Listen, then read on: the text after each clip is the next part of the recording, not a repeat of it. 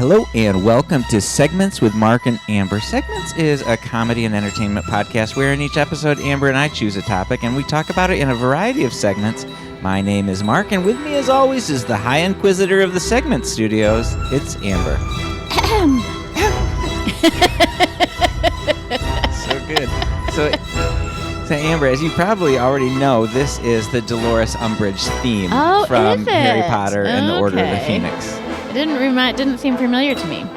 Well, I think that as we were watching the movie the other night, I said, this is the worst soundtrack. Oh, okay. I just didn't like it. It wasn't John.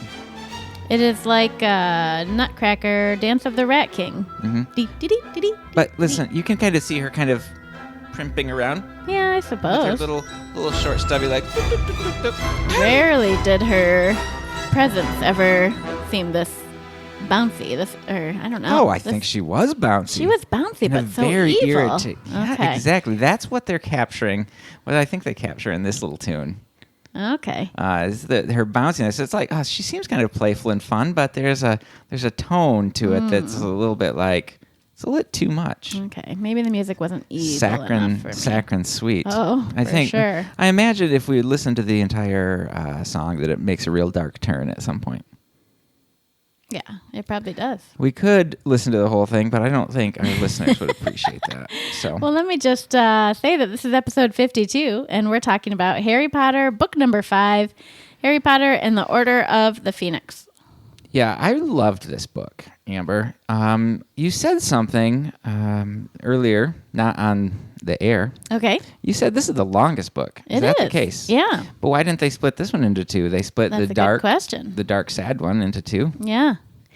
As far as the movies go. As far as the movies go. I don't know. It was such a rare thing to split a book into two. I don't know if they'd done that yet. Ever? Twilight and I don't know. Even Gone with the Wind is one big old movie. Well, folks, even Gone with the Wind. That's a really I long guess book. case closed. Yeah. So, Amber, what is the format of the show, you might be asking? Well, the format of the show is that we're going to do our corrections and our feedback and our what's making us happy. And then we are going to please the masses by jumping deep into just kind of some of the things that we love, our top 5 favorite things about the Order of the Phoenix. Yes. So either you're excited or you're not. If you're not, you might not be listening. Yeah. But in case you didn't know, we have been making our way through the Harry Potter books along with mixing in some other segments, episodes, because it takes a while to read these books. It does. Does anybody listen to the Harry Potter segment or episodes besides Sarah? Oh, yeah. We had Beth. Hey, Beth? I was going to say Adamski, but then I tried to guess which one it was. Yeah, you're right. It was Beth. Correct. That's right. She likes my them. brother. Your brother? Yeah, you're right. Never there are multiples. There's a dozen or so out there probably. So that's great. We're enjoying it. So we are both reading the books individually, and then we get together and watch the movie really shortly before we record. Yes. Yeah. And so this one was long, and so we're not going to be going through kind of the storyline. We're just going to be talking about some of our favorite parts this time. Yeah, it's too much to try to cover everything. Too much. For sure. So, yeah, so we had no corrections nor apologies needed. So our last topic was Space Heroes. Space Heroes. Space Leaders. Space Leaders. TV show Space Leaders. I guess we got them all right. And so we did great. We did not include... Oh, go ahead. Yeah, so I was just going to start reading some feedback, but... That's perfect, because Okay. I was going to say something that involves the feedback. Oh, okay. Well, a great friend of the show, Laura, she said, loved this episode, period. It was so much more my cup of Earl Grey than the books you've been reviewing. I like see what that she did there. She won't even say the name of said book. So, corrections. Oh, here's a correction. Oh, right. Perfect. The person that Captain Picard was playing music with was not the Doctor. It was a new science officer that was only on 1 or 2 episodes. You had a quote from her in one of your slices. Oh, Another correction. Whoa. Amber, you are not a Vulcan in your feelings. Spock never laughed. Oh, good. Before I go on, you need to invite your superfan Brian on to be the show. Not to be the show, obviously. Good luck, Brian. His tribute was wonderful. We Yeah. wholeheartedly agree. I loved your references to all the space TV shows. Now I want to watch the original Battlestar Galactica with Face as Starbuck. Yes. She has much more to say. But doesn't type. She just says I have more to say. This was definitely her kind of category. Yes, this was fantastic. Great feedback. I'm sorry that I didn't pre-read this. That probably would have been helpful. I would have moved this right up into corrections land. You're right. So we do have two corrections here. First, Captain Picard. And so he's playing with that science officer, whatever her name is. Appreciates the flute. She loves that flute. Like, that was so good. Like, That's what she I've said. seen so... I've seen so little of that of the Next Generation, but that I don't know if I saw the episode or I've just seen people post that on Facebook. Man, I love that. It makes me think that's Jean-Luc. Oh, man. Yeah. So, and Amber, you must have compared yourself with Spock last time. Yeah, I said I just associated with him a little bit because sometimes I have a hard time emoting, but I can be relieved that I'm way better than he is. You are 'cause way I do better. laugh a lot. A lot. Yeah. So, yeah, I think you're great. I think you're just great, Amber. Thanks. So then, why don't you read our feedback from Brian? All right. He said, I know your examples focused on space commanders in futuristic sci-fi, but one character I always liked was Colonel William Sharp in the movie Armageddon. It's still a science fiction movie, but not quite as futuristic as some other shows like Star Trek. I liked how his character grew and changed as the movie progressed. He wasn't a bad guy. He was basically a soldier who would do whatever it took to follow his orders and save the world. But when he had to, he made a command decision and trusted Bruce Willis's character. You know, Armageddon is a great movie with many huge stars in its cast. Maybe you should do an episode about Michael Bay movies or something like that. Now, I love this feedback. I really appreciate it. Yeah. I totally forgot about Armageddon. Great movie. That's the one where there's like a comet or an asteroid coming and it's going to destroy the world, and they're putting people in big ships and they send some other guys up to destroy the asteroid. Is that correct? It is correct. And this is Bruce Willis's character. No. No? Because then later he says he made a command decision and trusted Bruce Willis's character. I see. Okay, so we don't I'm know looking who him this up. is. Keep looking. I'll make sure we don't have any dead air. Okay. He was played by William Fichtner. That's helpful. Can you show me a picture of this gent? Oh, yeah, he's famous. He is famous, He's but a famous I guy. do not recall that movie very well. I thought of it when I thought it definitely would have fit in space leader movies because they have to go to space to destroy Correct. the asteroid. And they need a leader. I appreciated kind of the love story between Liv Tyler and Oh, was Liv Tyler in that? Ben Affleck. And Look at you. all I could think of was Bruce Willis's character. He kind of sacrifices himself there. Yeah. And it's very powerful. So I thought about choosing him, but I couldn't remember his name. I just felt like I didn't know the movie enough to choose it. Yeah. So what I think that's great. Thank you so much for the feedback, Brian. Now, Amber, let's get to this next part. An episode about Michael Bay movies. Now, this like this. sounds like a fantastic idea. It does. Throw out some Michael Bay movies. I know Transformers. Oh, you just beat me to it. Oh, shoot. Well, let's do some more Googling. Did he do that one with the mechs? No. He doesn't? I don't know what movie that is. Okay. He does Transformers. Pacific Rim. That's what I was thinking. No, of. he doesn't do that. Oh. Bumblebee. I think that's Transformers adjacent. 1995, he does Bad Boys. He crosses paths with our friend Will Smith. Oh. He did the 2014 Teenage Mutant Ninja Turtles. Oh, okay. He did Pearl Harbor, which is a movie about Pearl Harbor. He did The Rock, about Alcatraz. The Rock or The Rock. Oh, he did The Rock. He did Bad Boys 2. He did The Island, 13 Hours, Pain and Gain. That's another movie with The Rock. Pain and Gain. Oh, yeah. And he just more Transformers movies. This is interesting. Like, there's something here. He did The Quiet Place? I mean, He did A Quiet Place 2. is he producer or director? I don't know what's going on. He's got 31 upcoming projects. got- He's going to be a producer on Quiet Place 2. Apparently he was connected to Coyote Ugly. Didn't see it, but I feel like this could be a good summer blockbuster episode. yeah, this is very interesting. Michael Bay. Yeah. Michael Bay related movies. We could do producer and director. Yeah, I think that's a great idea. So he was connected with something called Ouija, Original Evil in 2016. I don't think we'll do that. No, I don't think that's a good idea at all. So anyway, let's put that. Let's stick a pin in that for now. We don't have time to talk about Michael Bay right now. We do like ideas from listeners for future topics, so keep those coming. We love them. And I was thinking, Amber, today as I was kind of pulling up all this feedback, if there's somebody out there and they listen to a number of podcasts and they're like, man, I really want the X podcast to read my comments, you have a great chance. Yeah. If you send anything to us, we'll probably read it. Yeah. Have you ever written into a podcast and had them read your comments? No. I have multiple times. Really? Yeah. What kind of podcasts? What are they talking about? The one about the show Friends. Mm-hmm. They've read my comments a few times. Nice. The pop culture podcast, The Popcast. Oh. Probably before they got huge. Mm. And then most recently, the Popcast spin-off, Survivor Recap. Oh, really? Yeah. Wow, you're kind of... But you're right. I don't think they get that many comments. Now, the Popcast now gets a lot because they have 100,000 listeners or something. Oh. But your average podcast is probably likely to read your comment. Oh, and The Arrow. And I listened to, maybe it was called Quiver, the Arrow podcast. They read my comment.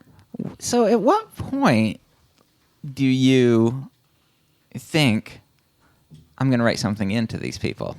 I think it's the people who remind you more than once during the show. Mm-hmm. You know, send us your comments and thoughts. That always gets me. I would consider it almost every episode and then only actually do it occasionally. Interesting. Mm-hmm. I love that.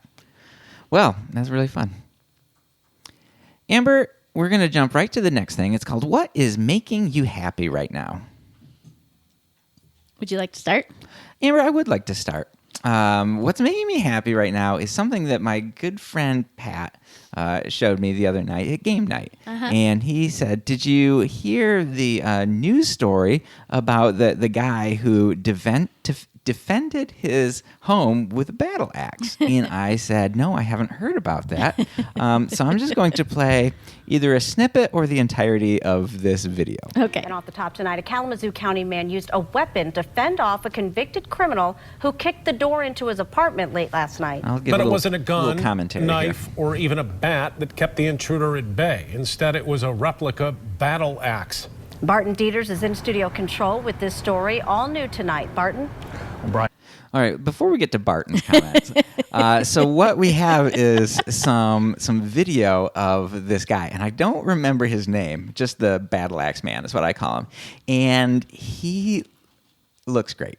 Okay, he has got the stocking cap that Jane from Firefly wears. Nice. He is wearing a Star Wars shirt. He's got kind of that an interesting kind of, I don't know what to call it. I would call it kind of the nerd beard kind of a situation. And he has, as you'll hear, numerous medieval weapons. And Marley, the 33-year-old suspect, is in jail now, facing a charge of first-degree home invasion, which could put him in prison for a maximum of 20 years.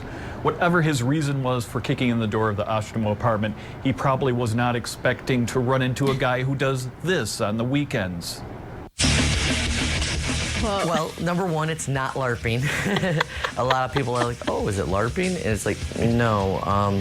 This Band-Aid was actually from filming last night for our newest episode. So if it was LARPing, he wouldn't have gotten hurt for real. Is that why he was like? So no, it's not LARPing. That's maybe my favorite comment of the whole thing. And so what you can't see, because this is actually what Segments is an audio experience. Is it? Yeah. And what I'm doing is playing a video for our audio podcast. But when whatever the reporter said, this is what he does. He goes to a relatively crude YouTube video of two people kind of slowly fighting with medieval weaponry. And it's pretty awesome. You know, you and I had some neighbors when we lived on Sprinkle Road that did this, and you would hear the clink of their big metal swords as they practiced. You were in medieval times, right in our backyard. I know, it was amazing.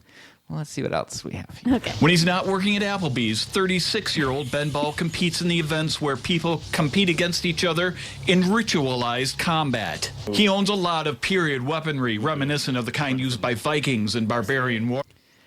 currently on the screen is the reporter. He's just been handed a small buckler or a shield, and he already has some sort of a sword leaning against his shoulder while he's wearing what looks like his trench coat, suit jacket, and a very nice, bold pink tie. I don't think that this guy, these two, they're different. They come from different walks of life, but I really like their interactions. I'm imagining the emphasis on works at Applebee's, 36-year-old. I feel Maybe. like there's nothing wrong with Applebee's. There's nothing wrong with Applebee's, and frees you up for your time. It frees you up for medieval warfare right. videos, which is, and I'm not making fun of it. I am making fun of him a little bit, but all in fun. I love this guy. Right. This is my people. That he keeps around his apartment. I've got a double-headed carbon steel battle axe that was homemade by a gentleman who has since passed. That's what I call my baby. Ball says that the suspect dated a former roommate who left to get away, and he showed up at the apartment around 11:30 p.m. Wednesday. The suspect knocked on the door repeatedly as Ball was in his apartment playing video games and watching Rick and Morty. Then the Okay, so there is no... I love that. That might be my other favorite part of this video. And if he was watching anything else, he would have said, he was in his house playing video games, or he was in his house watching TV. Yeah. Mm-hmm. But he's in his house playing video games and watching Rick and Morty. It just fits the narrative. It's absolutely perfect. Oh my goodness! Suspect kicks at the door. It might have broken in on twice, but it may have been the third. But I was reaching already over here. And this is what Ball pulled out, a sharpened battle axe. Door open, grab the axe, step. Ball said he had reason to believe the suspect had a firearm. The axe hit the intruder at least once in the torso, and then the two started grappling in the apartment, destroying the place. There's a bloody mess everywhere. Finally, the suspect gave up and made a run for it. A neighbor called 911, and police showed up. Canines followed the trail of blood to apprehend the suspect. Bell identifies the suspect as Axel Lavelle Rawls, who's currently held in the Kalamazoo County Jail on a charge of first-degree home invasion. Court records show Rawls was discharged from the State Department of Corrections in July. Now, Kalamazoo County says the suspect spent the night in the hospital with substantial wounds before being transferred to the jail. Yeah. Under Sheriff Jim Van Dyken says avoiding confrontation with a robber is usually the best course, but people have a right to defend themselves, especially in their own home. In studio control, Barton Dieters, News 8. Yeah, and so that's great. I've watched that video, 10 times. And I love Ben Ball, and he's a hero. So get this. This guy is super into medieval weaponry. That's cool. He does maybe some Renaissance fairs. He does these YouTube videos where he's doing the fighting. Suddenly he has a chance to put all of this training and I imagine all this kind of pent-up video game excitement into action. He says the guy maybe broke in on the second time or the third time. He picks the axe up, step, swing. And he hits this guy with a sharpened battle axe in his torso, and the guy continues to fight him. Yeah. So anyway, that story has made me very happy all week. It's pretty exciting. So there you go. If you guys want to look that up, you can. What I do is Google "Wood TV 8-man defends home with battle axe." There you go. Amber, what's making you happy? What's making me happy is a little bit gentler. Okay. I went to an early childhood conference, and the keynote speaker was an artist who I decided that I really enjoy.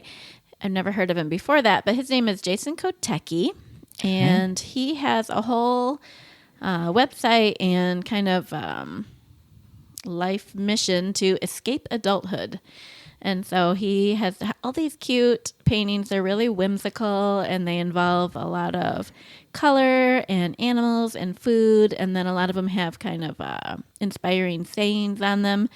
And I just think he's a lot of fun. So I'd encourage you to look up escapeadulthood.com and look through his paintings. I really enjoy.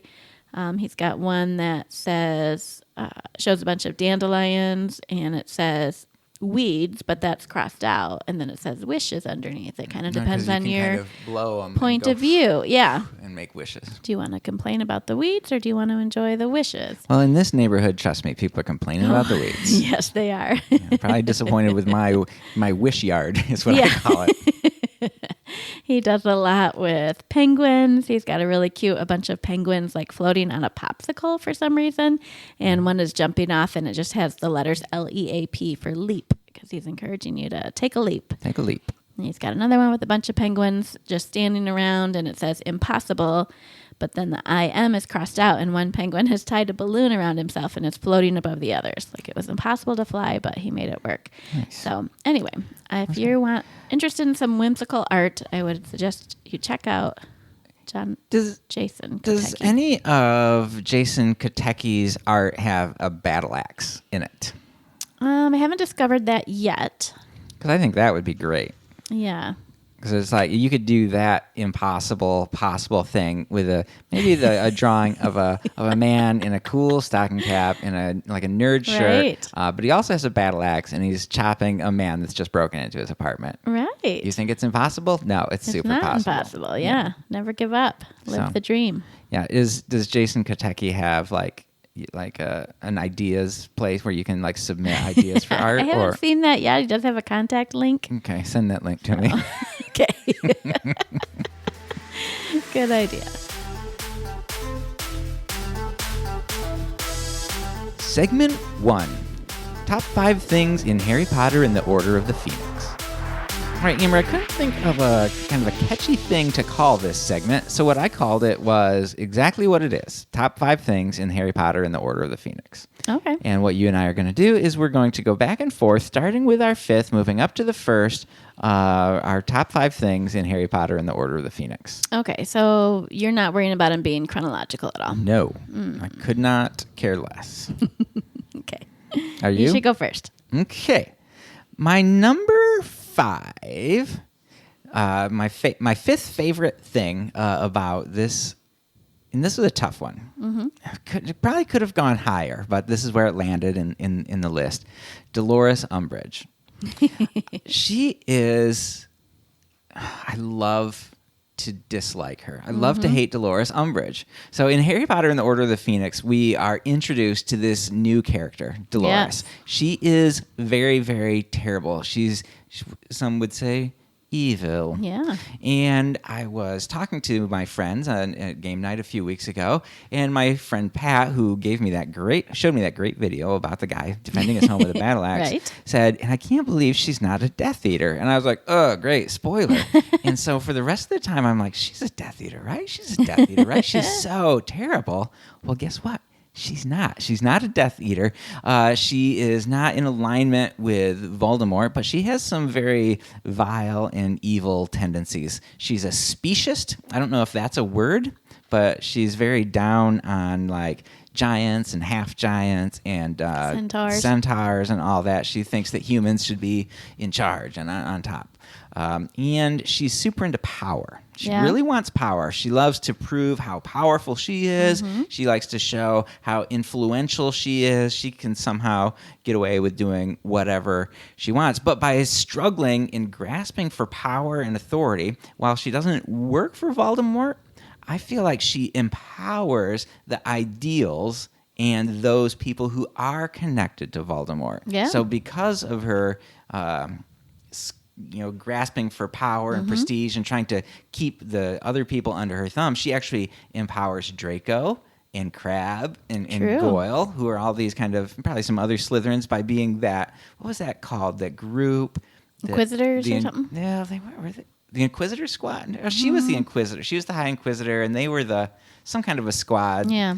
They weren't prefects, and so now all of a sudden, and these young people, unbeknownst to her, are influenced by their Death Eater parents, and so now she's aligning herself with power and influence, the subjugation of others, empowering evil, and then she is promoting the thing that she is refusing to admit exists, right?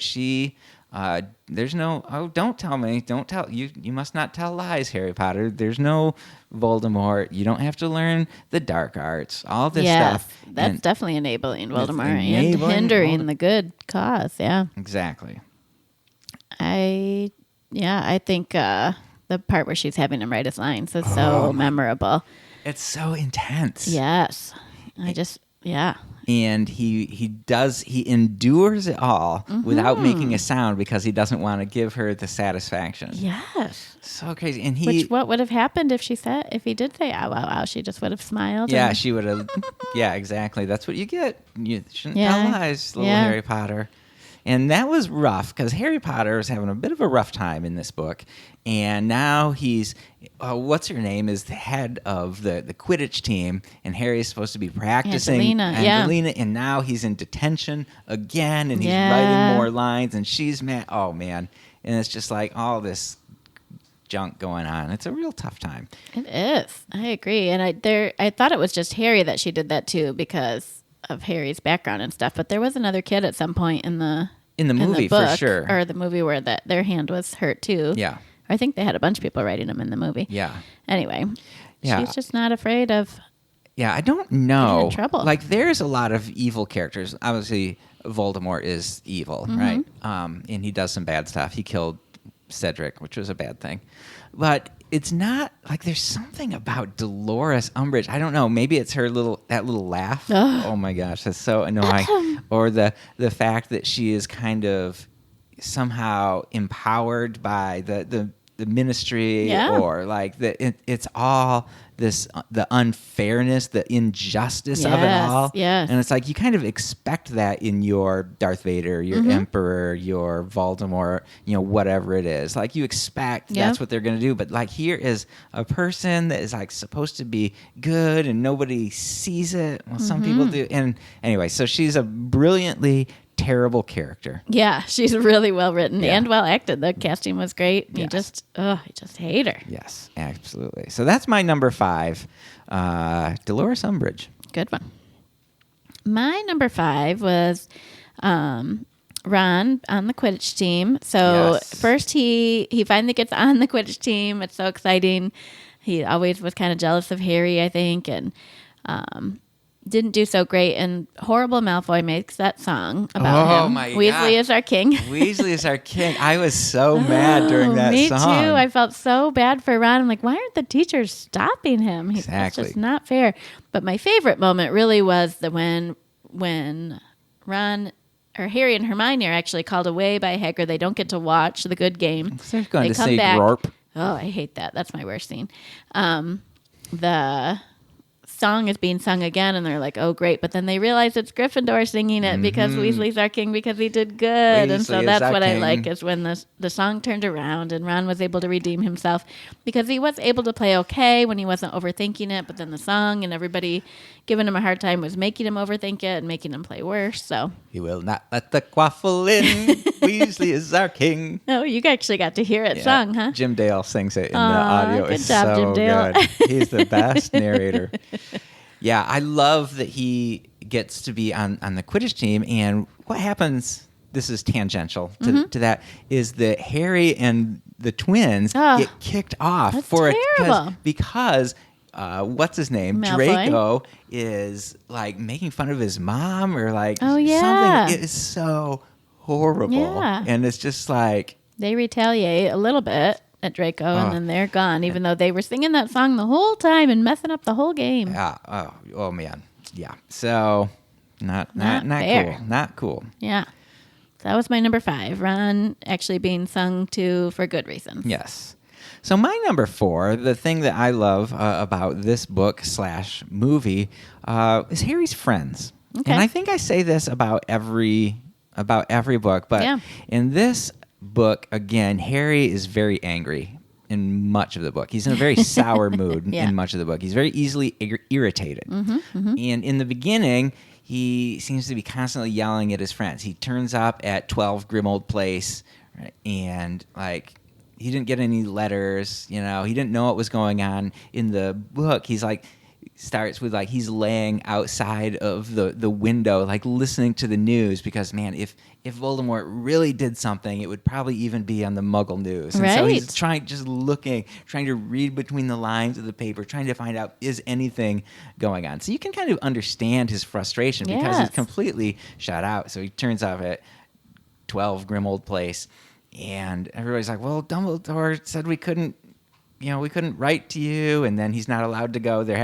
He sees Sirius, but Sirius can't talk to him right now because he's in this meeting of the Phoenix and everything. And so he's mad. But I think it's kind of realistic, all that stuff that he's gone through. And his friends just continue to put up with him. Yeah, and that's really they're nice. just like, even when it's difficult, we're going to stand by you, Harry. We see you. We recognize you.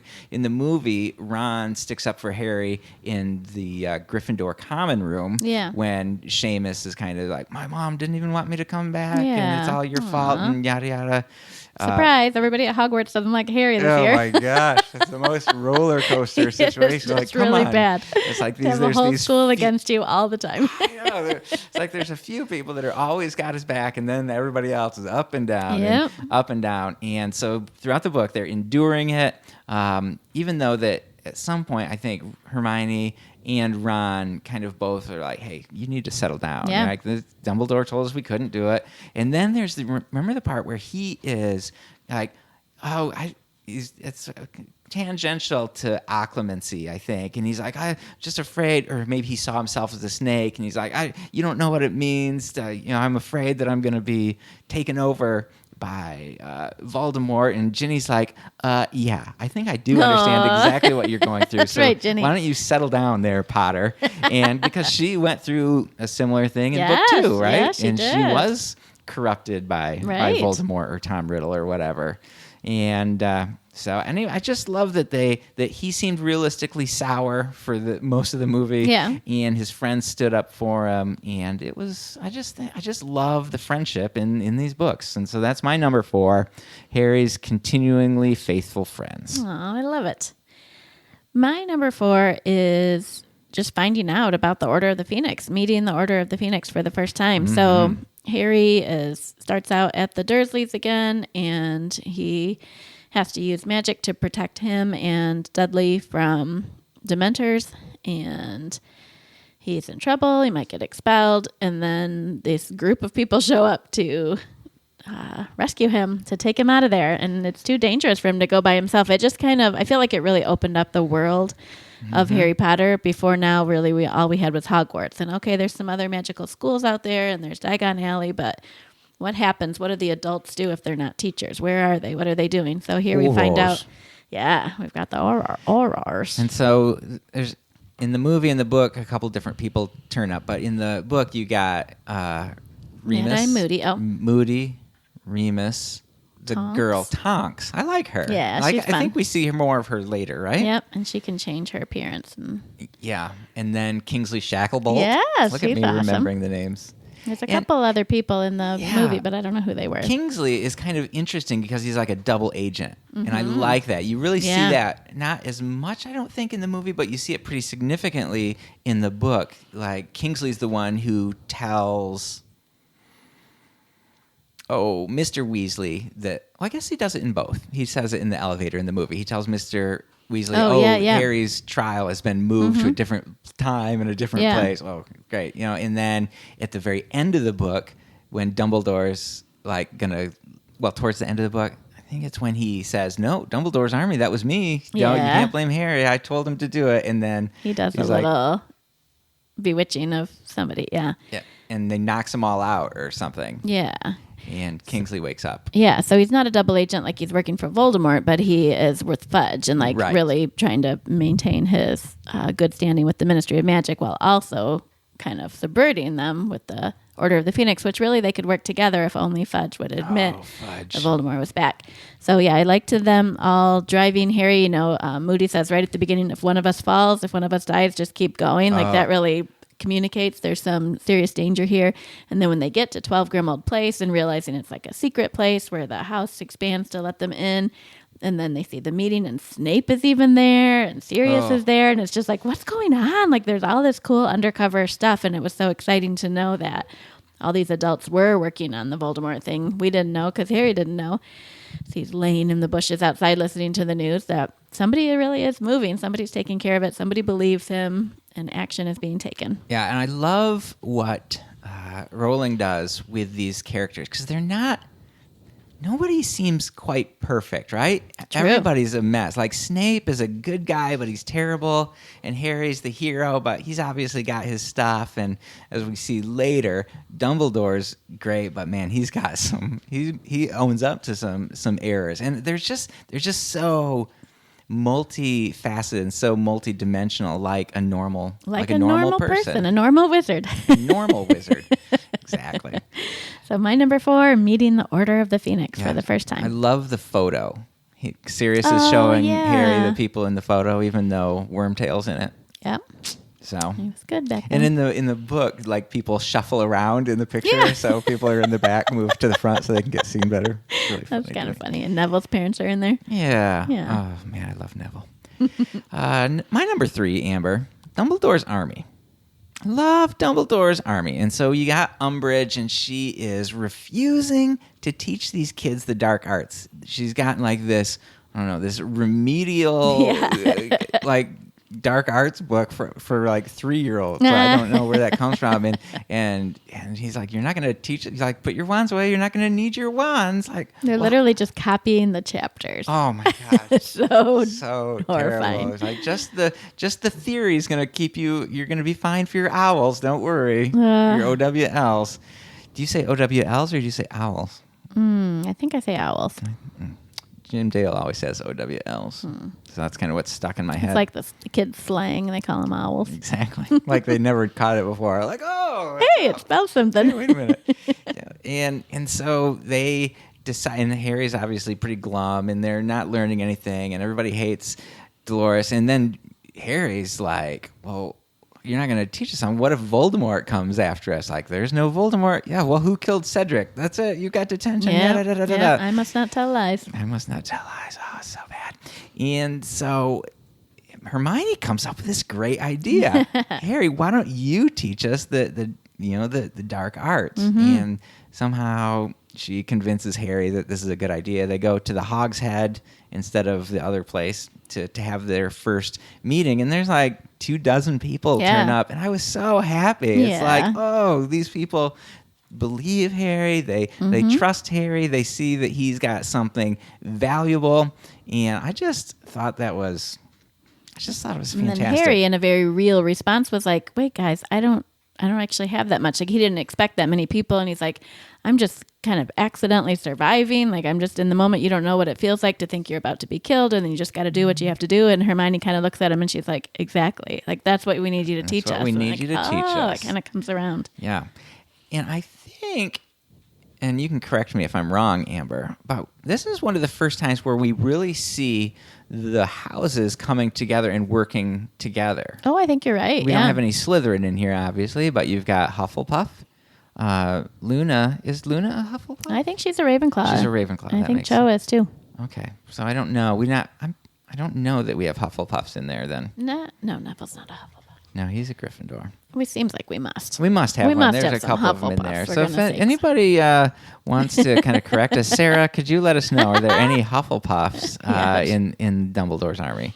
So I love the unity between the houses. I love seeing Harry kind of step up as this reluctant leader and actually really, really succeed. And I think he does great in the books and in the movie of kind of going around and helping people and encouraging them to flourish. And Cho's got a little bit of a thing for him. I don't know if you picked up on that, but she does. He needed to be doing something to feel like he's getting ready to confront Voldemort again, or something that's helping the cause. And so this really gave him that purpose. Yep. And he wasn't even on Quidditch at this point. So I know, he didn't even have his had broom, nothing. so he had nothing. But it's very dangerous. They were not supposed to meet. That was against the rules. Lots and lots of rules. They had to secret into the Room of Requirement. I love the Room of Requirement. Super cool. Very cool. So there you go. My number 3, the DA. All right. My number 3 was when Dumbledore saved Trelawney. Yes. So she is the crazy divination teacher, which we get a little bit more insight into her background in this book. So we had seen her last book, maybe 2 books ago. She actually had I think it was 2 books ago, Prisoner of Azkaban, she had a vision. One real vision or prophecy for Harry, and it had to do with Peter Pettigrew and the Dark Lord coming back and all of that. But it was totally different than all of her other predictions where she just tells Harry he's going to die all the time and stuff. She's a little crazy for sure. She's got that hot room with incense, and Harry hates her class, and so we don't really like her. But Umbridge was terrible to her. Yeah. And just criticized everything in her class and made her feel really uncomfortable. And it definitely helped you side with her. So eventually Umbridge decides that she's not a good enough teacher and tells her that she has to quit, but also leave. And she's lived at Hogwarts for 13 years or 15 years or something like that. She's very sad. And Umbridge is just enjoying kicking her out. And Dumbledore comes storming out and tells McGonagall to take her back inside, and Umbridge says, I have the authority to kick her out, and Dumbledore said, you have the authority for her not to be a teacher, but you can't kick her out of her home, so she gets to stay there, and I'm assuming she gets to go back to be the teacher. But Dolores Umbridge at that point in the movie says, well, we can change that. Oh, you're right. One of my favorite things about that movie is how Filch just keeps adding those that's decrees, such a great visual. Me too.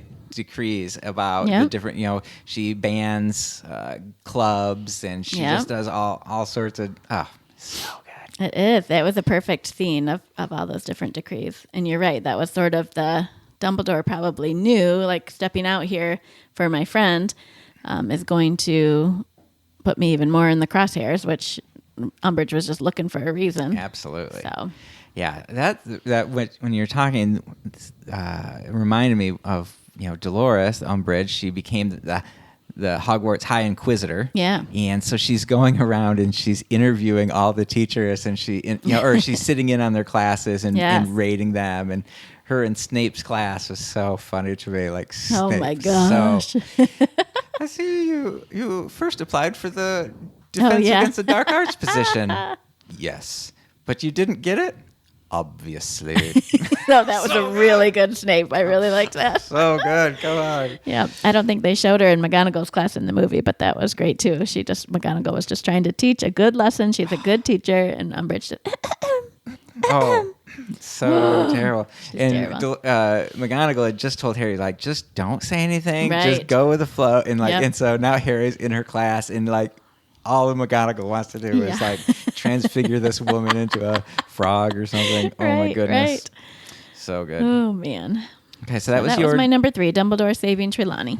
Okay, so my number 2, I feel like I just say the same things in all these books, but this is a little bit new.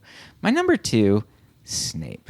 I love learning more about Snape. That's my number 2 as well. Really? And so finally, and so I don't love Snape because he's a nice guy, right? But I love the way he carries himself. I love how Alan Rickman just portrays this part. Is so brilliant. And in this one, Snape is commanded by Dumbledore to teach occlumency to Harry because, let's see, what's his name? Snape is a legilimens or whatever, so he can read people's minds. And so they're practicing, and it's terrible. All right, this is bad. Like, Harry's bad at it. He keeps getting knocked down. It feels like Snape doesn't teach him anything. He's just like, all right, block me. And he just gets in his brain, all right, so this time block me. I'm like, I don't know how. So bad. And I think that remember when Harry learned that he could fight the Imperious Curse? He just was like, kind of be able to willpower. So I'm guessing it's something along those lines. So. Just willpower yourself. You just hate it enough that eventually you figure out how to block it out. And so Snape's in there poking around all these memories, him, kissing Cho under the mistletoe and all these memories of his parents and all just this being, Dudley picking on him and all this kind of private stuff. And it's really hard, and Harry is not enjoying it at all. And then at one point, something happens and Snape leaves the room. And Snape, to protect himself, would take memories he didn't want Harry to see and put them in Dumbledore's pensive. And so Harry's crazy. Harry is an absolute crazy person. Obviously, you're going to get caught, dude. Obviously. Yeah, so like, don't look in the pensive. He's like, well, I better just check this out. This guy that hates you. And he goes in there, and we see this great scene of of Snape when he's 15 and James and Sirius and Remus, all these people when they were in Hogwarts. Yep. And then we see James being an absolute jerk. He's a bully. That's my number 2, is realizing like, oh my gosh, James was a bully. He was basically acting like Draco. Exactly. And that's Harry's worst nightmare, is Draco, worst nemesis. And there's his dad doing the same thing. Yeah. That was really intense. Yeah, and so in that put Harry into a whole tailspin. Yeah. That's why he reached out to Sirius at that point. I think he snuck into Dolores's office. Risked everything. Risked expulsion. Risked all those people that helped him being expelled. I mean, just horrible. Big, huge risk because he had to know. But he just saw it happen. Like, I think he was hoping for an explanation. Yeah. But he didn't get one. No. It's like he had, because everybody's like, your dad was powerful. Your dad was great. You're just like him, just like Lily. You got all this great stuff. And all of a sudden it's like, here we have another character that's not just one-dimensional, right? He's actually, he's got some struggles. He's not very good. And what we learn about Snape is, while this doesn't excuse his terribleness, at least you can go, I kind of get it. I kind of see, we don't know really about his upbringing and his parenting, but it's like, it just feels like he was dealt kind of a raw hand in life. He wasn't good at the Quidditch, and he wasn't cool, right? And whatever. And he's just... I think, didn't he see inside of his head another time and saw him like in a house or something? Just like a little, like he got inside Snape's head at one point in the occlumency, like it went the other way. Yeah. Besides I feel the like pensive. that's true. And it showed maybe he was being yelled at. It was like a real quick snippet, but it showed like his childhood wasn't great. Yeah. And then you see this part and you see, I think that it kind of shows, I was trying to picture, I just didn't have a bully growing up. I was kind of spoiled that way. Mm-hmm.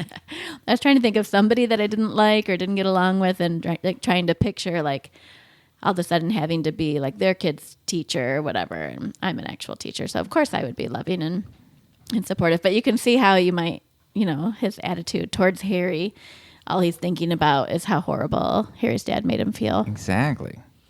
Yeah. So when he does talk to Sirius doesn't really have a great excuse. It's just like, we were kids. But you know what? They were 15. And Harry's 15 right now too. And boy, we make mistakes. And I hope that, we can ask forgiveness and luckily we didn't have make Facebook better choices when we were as thing 15. goes on. Oh my goodness, right? Crazy. So that was my number 2 as well. Seeing young Snape in the pensive and realizing that Harry's dad was a bully. Wow. Yeah, that's great. And Lily stood up for... Yeah, that was good. For what's his name? Snape. That was nice. Yep. So, all right. Do you want me to do my number 1, or do you want to do your number 1? I could do my number 1. Okey-doke. My number 1 was the scene in Dumbledore's study after the Dumbledore's army is discovered. So they've been in the room of requirement. I think Dobby comes in to warn them.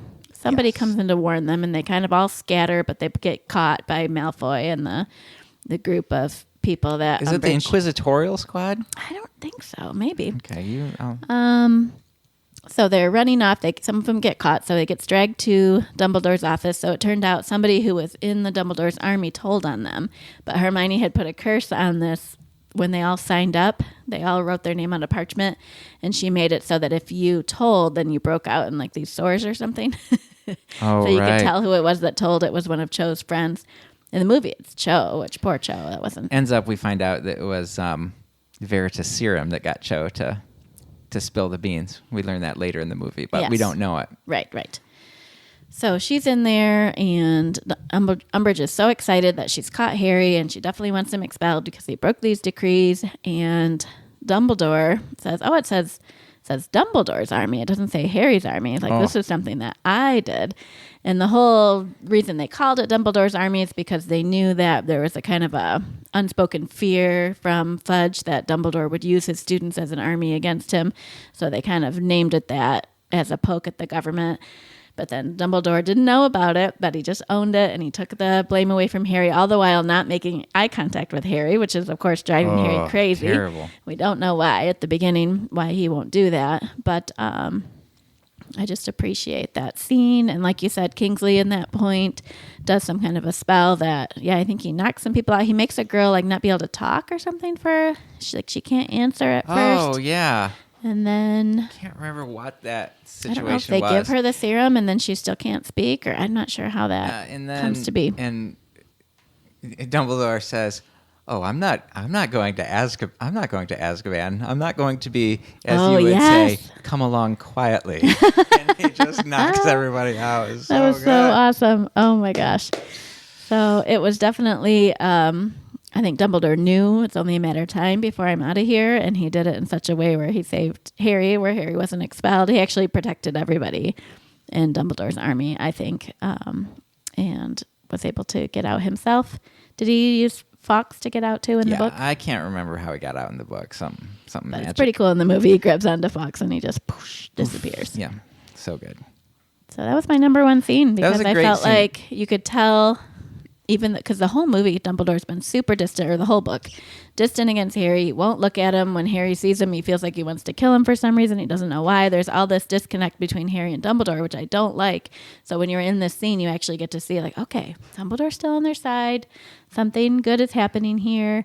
Because Everything's going to potentially be okay. there's so many points where Dumbledore comes in. He comes to the Harry's court thing, and then as soon as he's done, he just walks away without talking to Harry. He does that thing with Trelawney, and then Harry's trying to catch up with him. He just walks away, and it's just like over and over again. And we'll use this as a jumping off point. This is not my number one, but I loved the scene after the big battle in the Ministry of Magic. Harry and Dumbledore are in his office, and Dumbledore's kind of explaining, as we do at the end of the books, right? Let me explain what's going on here. And he admits that he just messed up. Like, I just did it wrong. You know, I thought that I should distance myself because I thought it was going to protect you, but it didn't. And then, all these things that he thought, I was going to do this and that and that. And it made sense. The thoughts he had made sense, but with hindsight, it wasn't the right decision, and he just owned it. He didn't try to defend himself. He could have just said, "Well, I did this because of this," but instead he actually said, "I messed up." Yeah, he's like, it's not your fault that Sirius is dead. That's on me. Wow. He's like, you can be mad and you can throw stuff, but let me at least explain why that's the case. Yes. And that's right. Yeah, Harry kind of destroys his office. Man, that's a pretty sweet moment. Yeah, that was such a bummer. Poor Sirius. Oh my gosh, that's not your number one? No. Yeah, I really didn't think that it was true or lasting when I read it, for sure, because he's just talking about going on the other side of a curtain and he can hear voices, and I thought, well, he's going to come out. There's going to be some kind of a spell. Maybe he'll be sick. Maybe he'll have to go to St. Mungo's, but he's fine. It was just this curtain, and it happens so fast. It's not, you don't feel like you're leading up to a death, or at least that kind of a death. He didn't get hit by the killing spell. He just fell through this curtain. So I really expected him to come back, and it was a real bummer when he didn't. Yeah. And there's something with that curtain. Luna is also not my number one, but I absolutely adore Luna Lovegood. And there's this weird connection. Like, her and Harry have more in common than Harry and probably most other people. Yeah. She could see those weird winged horse things. She could also hear the voices on the other side of the cloak. She had also seen somebody else die. Her mom died in some sort of an accident or something. Yeah. And so there's this connection, but at the end of the book, Harry's running around. He's just talked to nearly headless Nick, and no, Sirius is not coming back as a ghost. That's kind of a cheap way, Nick's like, I wish I wouldn't have done it, but now this is where we're at. But Luna, after he runs into Luna's the only person that he really talks to about the death of Sirius, and she's like, well, we'll see them again. And he's like, what are you talking about? She's like, well, you heard the voices on the other side of the curtain. And I'm like, man, what is Rowling trying to get at, right? There's this idea of an afterlife. Yeah, it's definitely what she's getting at, I just think it's really interesting. And even Nick kind of like, there's a place to go on too, but he held back and became a ghost because he was afraid of that. Yeah. But there definitely was another step. There's another place to go to. Yeah. So I'm excited to see if that gets elaborated on as the books go on. So I read that the actress who played Luna beat out 15,000 other girls to audition for that part. She's perfect. She is brilliant. That's her character by Jim Dale is the only one that I'm like, no, Jim, you missed it. Oh no! Like Luna, whoever plays Luna in the movies is so good. Yes. I'm like, no, that's it. Okay, Like that's Luna. You missed it a little bit there. Okay. All right. So my number one thing that I love about this book is the Ministry of Magic. Oh. So there's a lot of people on my list that are incompetent and blind and ridiculous, but I don't know why. I just, but I love how bad they are. The Ministry is ridiculous. Fudge and his cronies are the worst, right? They just are completely like, we refuse to listen to anything. There's no evidence that you can give us that Voldemort's back, that bad things are happening. Dumbledore, you're a liar. Harry, in 2 books ago, Fudge loved Harry. Yeah. It was like, we're best friends. Like, hey, we're hanging out, whatever, da-da-da. But now he's like, no, he's got to be a liar, the boy who lies and all this.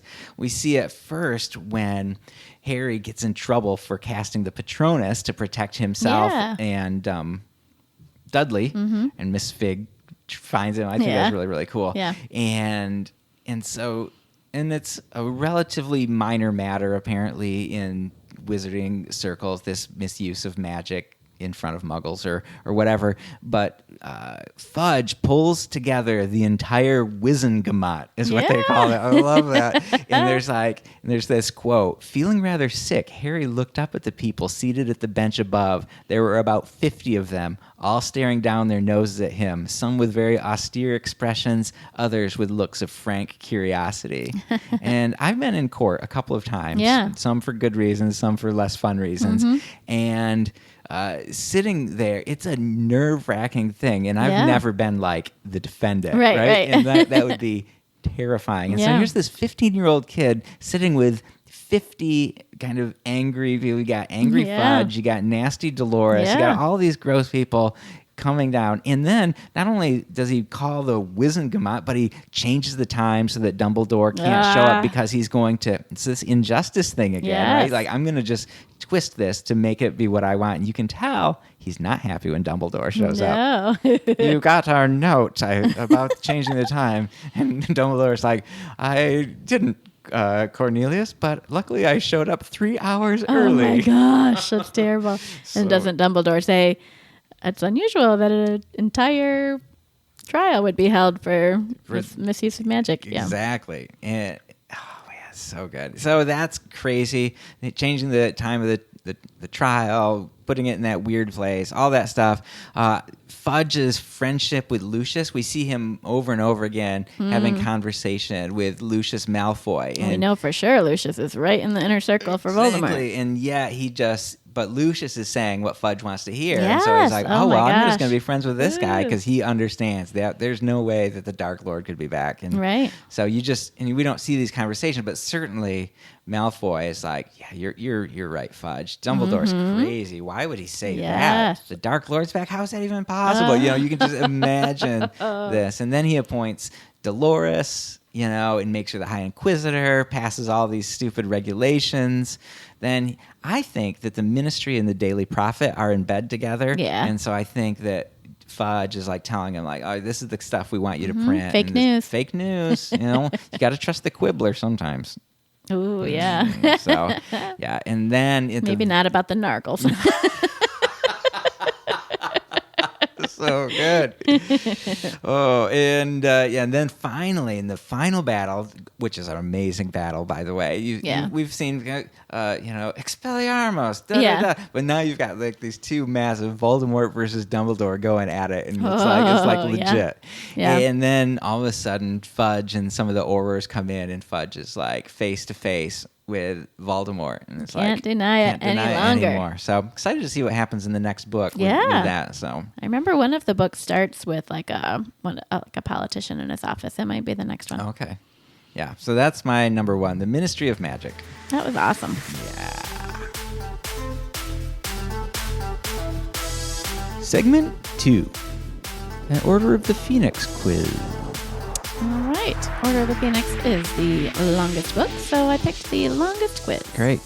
When I we took have nothing but time. I got 67%, so we're going to see if you can beat I will that. crush you. All right. What do I win? What do you win? Nothing. Bragging rights. Bragging rights. Okay, great. I can do that. All right. Number 1. Who does not send Harry a letter after he uses the Patronus charm to protect himself and Dudley? Sirius Black, Arthur Weasley, Mafalda Hopkirk, or Dolores Umbridge? The only one I know for sure is Mafalda Hopkirk. I remember because I like that name. She's from the Ministry.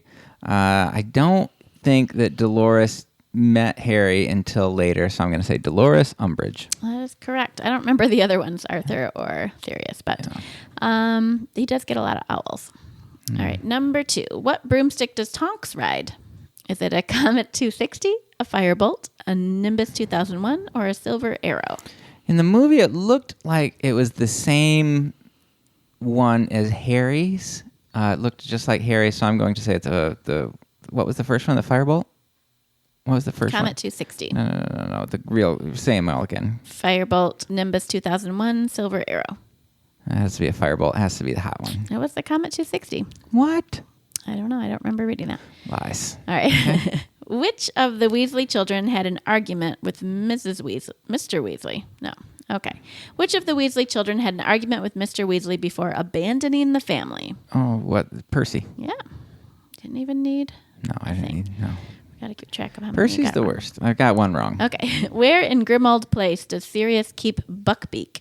The cellar, his mother's old bedroom, the drawing room, the loft. The loft. That's what I thought. It's his mother's old bedroom. I thought it was an attic. Maybe his mother's old bedroom was in the attic.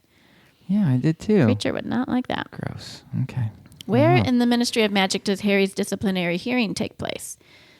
Courtroom 8, 9, 10, or 11? Seriously. I'm going to say 8. That's what I said. It's 10. Dang it. Who is the court scribe at Harry's hearing? Dolores Umbridge, Mafalda Hopkirk, Percy Weasley, Amelia Bones. I'll say Percy. Yeah, I gotta emphasize that one wrong, didn't I? So you've got 2 wrong so far? No, I got 3 wrong. Oh, man. What does Ron receive as a reward for becoming a Gryffindor prefect? A new wand? Oh, a new Zoomer broomstick. Yes. What is Luna's necklace made of? Gobstones, chocolate frog cards, chess pieces, butterbeer corks. None of those. What was the first one? Gobstones. Got to be gobstones. That's what I thought. It's butterbeer corks. Come on. I know. What potion does Snape set Harry and his classmates in the first lesson of the year? The Draught of Living Death, the Draught of Peace, the Elixir to Induce Euphoria, Amortentia. Oh my goodness. The peace one. It is. Good job. What does Professor McGonagall offer Harry when he's sent to her office by Professor Umbridge? A biscuit, a cup of tea, a cupcake, or a cup of coffee? I'm going to say a cup of tea. It's a biscuit. Seems like she must have offered him tea as well. Dang it. That's 5. Okay. I'm terrible at this. What do bowtruckles eat? Woodlice and fairy eggs? Bracken and honeysuckle? Knotgrass and lacewing flies? Saprophoros beans and monkshot? What's the first one? What's the first one? Woodlice and fairy eggs. Woodlice and I'm going to say woodlice and fairy eggs. That is correct. I think that Hagrid could not have been in this entire book and I would have been fine. I understand that the people missed him, but you could have just said he's on a mission for Dumbledore and they missed him.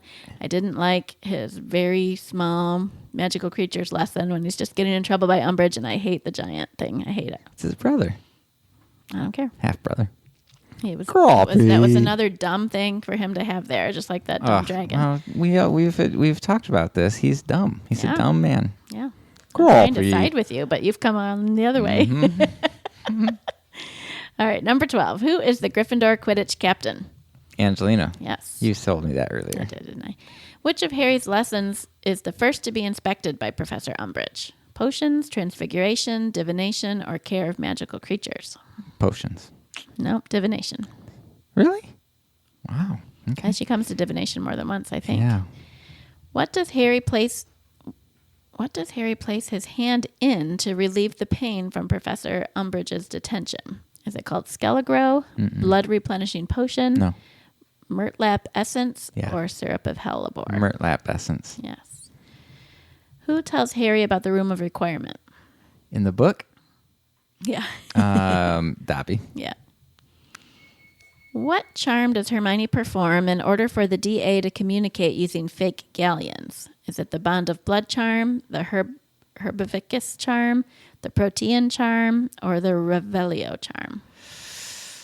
Oh, man. Revelio seems too obvious. I'm going to go with that third one, Protean. That's right. Yay. What did Hagrid and Madame Maxine give as their first gift to the Gurg of the Giants? A goblin-made helmet, a large sample of dragon skin, a vat of oak-matured mead, a branch of Galbrathian fire. The first two. It's a helmet or dragon scale. I'm going to say the first one was the helmet. It was fire. Was it? Oh, the Galbrathian fire. Yeah, it never goes out. Yeah. Yep. Dang it. Okay. 7 wrong. Who fetches Professor McGonagall after Harry's vision of Mr. Weasley's attack? Who fetches McGonagall after Harry? Oh, goodness. Who could that have been? You want your choices? Yeah, sure. Ron, Dean, Seamus, Neville. I was going to say Neville. Dean or Seamus? I'm going to say Dean. It was Neville. Dang it. I tricked myself. I talked myself out of that one. Where do Harry, Ron, and Hermione bump into Gilderoy Lockhart? Oh, in that place. What's that place called? McGullicuddy's Magic Misfits Hospital. Give me my... The Leaky Cauldron? No. The London Underground? No. St. Mungo's Hospital for Magical Maladies and Injuries? Dervish and Bangs. Yeah, St. Mungo's. I like what you called it. McGillicuddy. What does Sirius give Harry before he returns to Hogwarts after Christmas? What was his present? Oh, was it that little mirror thing that he could... Why did she even write that in the book? I don't know. He didn't use it. No. He could have used that instead of going to Umbridge's office. I'm so mad. Like, it's such a heartbreaking thing to write. Like, he's already dead. He can't use it. It just gives him like a split second of hope that maybe he can still communicate with him. That's really But he could have been communicating with him the whole time. And he can't ever again. I'm like, why did she write that? She's a terrible person. Wow. Where does Cho take Harry for their date in Hogsmeade? The Three Broomsticks, No. Madame Putafoot's tea shop, the Hogshead, Honeyduke's sweet shop. Putafoot's. Yes. Yes. Who interviews Harry for an article in the Quibbler? Oh, it's what's her name again? Nails and weird. What's her name? Flibber. What's her name? What's the options? Lee Jordan. No. Daedalus Diggle. Eliphas Dodge. Rita Skeeter. Rita Skeeter. That's it. Rita Skeeter. Which centaur replaces Professor Trelawney as the new divination teacher? Oh, what's his name? I'll know it as soon as you say it. Can I get it without you saying his name? His Bane is the mean one. I can't remember his name. Give me my options. Megorian, No. Firenze, Ronan. Friends. Yes. Who comes to Snape's aid whilst Harry is observing him being bullied in the Pensieve? Who comes to Snape? Oh, Lily does. Yeah. Who is Ginny's opposing seeker in the final Quidditch match of the season? Cho. Yes. Who asks Harry to perform a Patronus in his defense against the Dark Arts exam? I'll need his name. That's a crazy old name. Professor Marchbanks, Professor Ogden, Professor Runcorn, or Professor Tofty? Tofty. Yes. I don't know why. I guessed Ogden. Okay. Who breaks their ankle in the Department of Mysteries? Hermione, Ron, Ginny, or Neville? Ron goes loopy. Ginny does. Ginny breaks her ankle. Wow. What are Sirius's last words? You were always the worst member of our family. Are you even trying? Come on, you can do better than that. I can predict your every move, Bellatrix. I think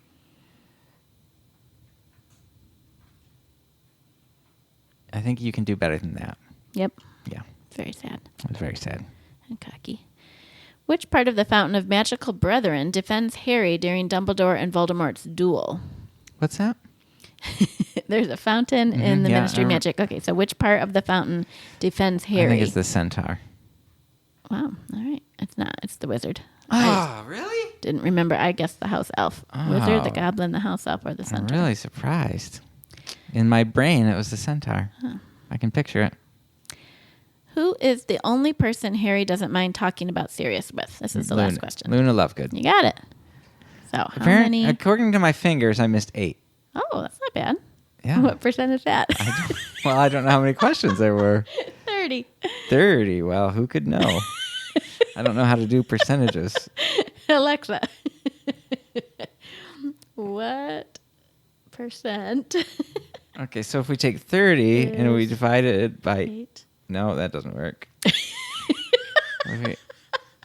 So 30. So I got 22, right? What percent is 8 of 30? That can't be right. So it's 26%. It's got to be 30. The other side of that. I got 73.3%. So you beat me. So if you go 22 out of 30, right? And 22 divided by 30 is 0.733. Turn that into a percentage, 73%. Nice. So according to my fingers, but I got distracted a little bit in there. I think you did. I think you beat me. Woo! You got several right that I got wrong for sure. That's so good. Thank you for taking my long quiz. I love it. I was just like boom, boom, I boom, know. boom. Rolling them off there. Yeah. Okay. Well, we want to thank you guys for joining us. We would love to hear from you. What were your favorite parts of the Order of Phoenix? Oh, there's traditional music. There it is. Not that creepy Umbridge music. You can leave feedback. Twitter, Facebook, or Instagram at SegmentsCast, or you can send us an email, segmentscast@gmail.com. You can find our episode page, segments.libsyn.com. We would just love to hear from you. Please look us up and subscribe on your podcast player of choice. And you could also share the show with others. If you hate Harry Potter, but you've got that creepy friend that really likes it, you could tell them about our show and that we're talking about Harry Potter. Exactly. And so we would love it if you shared. We would love it if you left comments. If you have any comments or concerns, well, not your concerns so much, but about space captains or Harry Potter or ideas for future episodes. Yeah, that would be great. Leave us comments at all those places that Amber said. Yep, we want to thank our daughter Emma for our logo and graphics. If you want her to draw you something, she is taking commissions. She may be taking commissions. She's a little busy at school right now. But she could put you on the list. Could put you right on the list. You can contact her through our email, segmentscast@gmail.com. And we also want to say thank you to EDM Samurai for the intro and outro music. I'll use his music somewhere in here. Okay.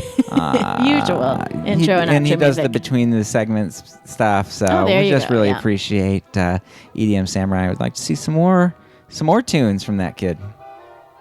Anyway, all right. Well, mischief managed over here.